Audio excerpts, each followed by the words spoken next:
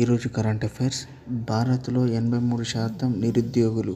2000తో పోలిస్తే 2022లో రెండింతలు పెరిగింది. తేజస్ మార్క్ 1A సక్సెస్ఫుల్గా చక్కర్లు కొట్టింది. భారీగా బ్యాక్లాగ్స్, వీటిని భర్తీ చేయాలని కోరుతూ నిరుద్యోగులు.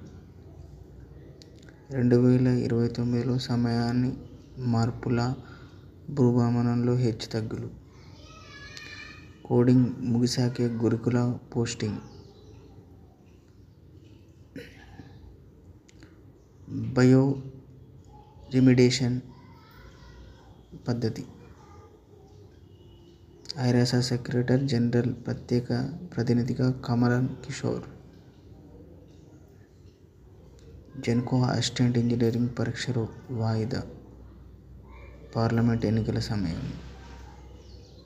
గ్రూప్ 1 ఉద్యోగ పేరిట టోక్రా, పోలీసులు అదుపులోకి తీసుకున్న నిందితులు. ఉపాధి హామీ వేతన సవరణ రాష్ట్రాల వారీగా 4% నుంచి 10% పెంపు.